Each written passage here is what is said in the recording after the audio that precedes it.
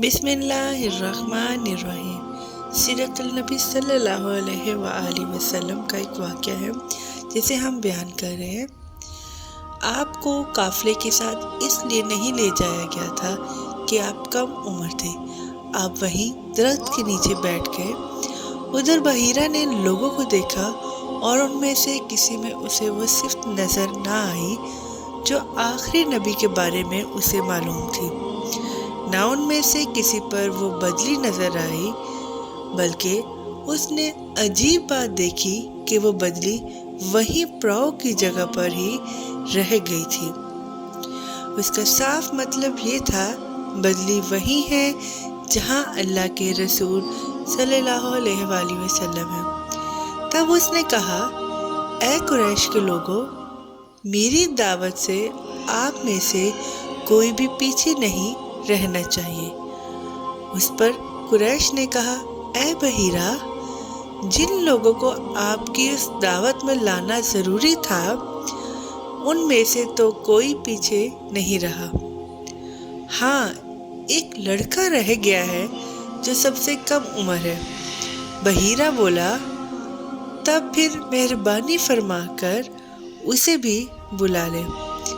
ये किस कदर बुरी बात है कि आप सब आए और आप में से एक रह जाए। और मैंने उसे आप लोगों के साथ देखा था। तब एक शख्स गया और आपको साथ लेकर बहीरा की तरफ रवाना हो गया। उस वक्त वो बदली आपके साथ साथ चली और तमाम रास्ते उसने आप पर साया किए रखा। बहीरा ने यह मंजर साफ देखा। वो अब आपको और ज्यादा गौर से देख रहा था और आपके जिस्म मुबारक में वह अलामत तलाश कर रहा था जो उनके कुतब में दर्ज थी। जब लोग खाना खा चुके और इधर उधर हो गए, तब बहीरा आपके पास आया और बोला, मैं लात और अज़ी के नाम पर आपसे चंद बातें पूछना चाहता हूँ। जो मैं पूछूं आप मुझे बताएं। इसकी बात सुनकर आपने फरमाया, लात और अज़ी बुतों के नाम हैं जो के नाम पर मुझसे कुछ ना पूछो। अल्लाह की कसम, मुझे सबसे ज्यादा नफरत उन्हीं से है।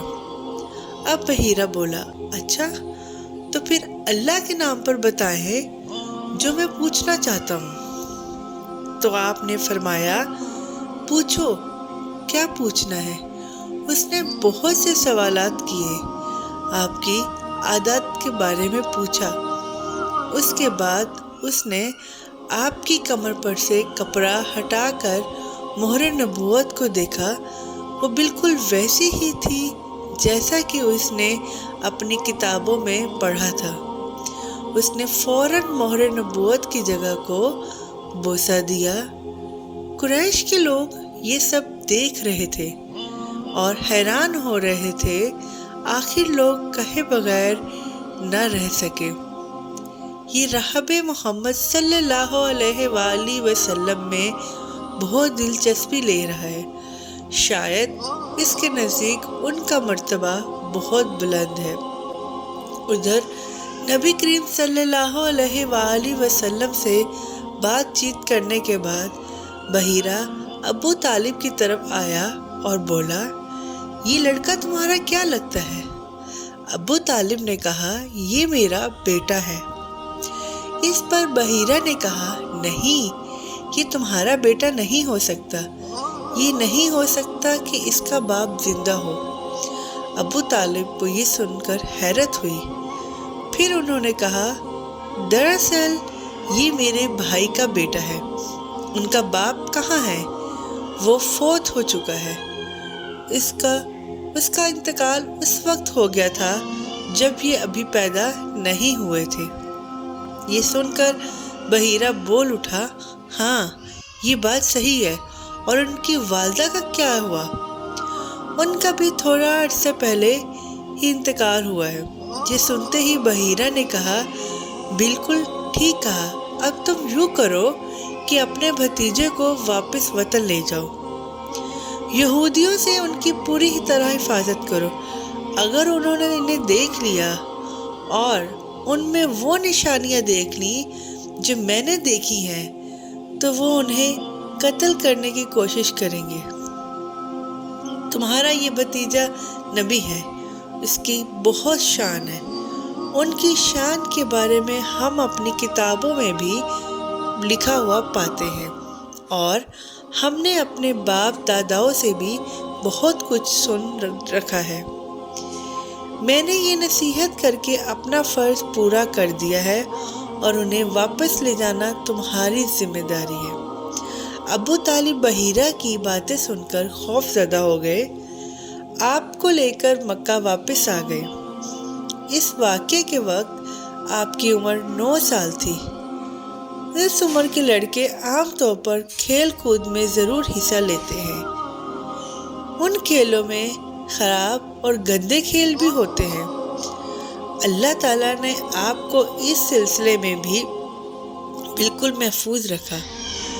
جاہلیت کے زمانے میں عرب جن برائیوں میں جکڑے ہوئے تھے، ان برائیوں سے بھی اللہ تعالیٰ نے آپ کی حفاظت فرمائی۔ ایک واقعہ آپ نے خود بیان فرمایا، ایک قریشی لڑکا مکہ کے بالائی حصے میں اپنی بکریاں لیے میرے ساتھ تھا۔ میں نے اس سے کہا، تم ذرا میری بکریوں کا دھیان رکھو تاکہ میں قصہ گوئی کی مجلس میں شریک ہو سکوں۔ وہاں سب لڑکے جاتے ہیں۔ اس لڑکے نے کہا، اچھا۔ اس کے بعد میں روانہ ہوا۔ میں مکہ کے ایک مکان میں داخل ہوا تو مجھے گانے اور باجے کی آواز سنائی دی۔ میں نے لوگوں سے پوچھا، یہ کیا ہو رہا ہے؟ مجھے بتایا گیا کہ ایک قریشی کی فلاں شخص کی بیٹی کے ساتھ شادی ہو رہی ہے۔ میں نے اس طرف توجہ دی ہی تھی کہ میری آنکھیں نیند سے جھکنے لگیں، یہاں تک کہ میں سو گیا۔ پھر میری آنکھ اس وقت کھلی جب دھوپ مجھ پر پڑی۔ آپ واپس اس لڑکے کے پاس پہنچے تو اس نے پوچھا، تم نے وہاں جا کر کیا کیا؟ میں نے اسے واقعہ سنا دیا۔ دوسری رات پھر ایسا ہی ہوا۔ مطلب یہ کہ قریش کے لغو مجلسوں سے اللہ تعالیٰ نے آپ کو محفوظ رکھا۔ قریش کے ایک بت کا نام بوانا تھا۔ قریش ہر سال اس کے پاس حاضری دیا کرتے تھے، اس کی بے حد عزت کرتے تھے، اس کے پاس قربانی کا جانور ذبح کرتے، سر منڈاتے، سارا دن اس کے پاس اعتکاف کرتے۔ ابو طالب بھی اپنی قوم کے ساتھ اس بت کے پاس حاضری دیتے۔ اس موقع کو قریش عید کی طرح مناتے تھے۔ ابو طالب نے نبی کریم صلی اللہ علیہ وآلہ وسلم سے کہا، بھتیجے، آپ بھی ہمارے ساتھ عید میں شریک ہوں۔ آپ نے انکار فرما دیا۔ ابو طالب ہر سال آپ کو شریک ہونے کے لیے کہتے رہے، لیکن آپ ہر بار انکار ہی کرتے رہے۔ آخر ایک بار ابو طالب کو غصہ آ گیا۔ آپ کی پھوپھیوں کو بھی آپ پر بے تحاشا غصہ آیا۔ وہ آپ سے بولی، تم ہمارے معبودوں سے اس طرح بچتے ہو اور پرہیز کرتے ہو، ہمیں ڈر ہے کہ تمہیں کوئی نقصان نہ پہنچے۔ انہوں نے یہ بھی کہا، محمد، آخر تم عید میں کیوں شریک نہیں ہوتے؟ ان کی باتوں سے تنگ آ کر آپ ان کے پاس سے اٹھ کر کہیں دور چلے گئے۔ اس بارے میں آپ فرماتے ہیں، میں جب بھی بوانا یا کسی اور بت کے نزدیک ہوا، میرے سامنے ایک سفید رنگ کا بہت قدآور آدمی ظاہر ہوا۔ اس نے ہر بار مجھ سے یہی کہا، محمد، پیچھے ہٹو، اس کو چھونا نہیں۔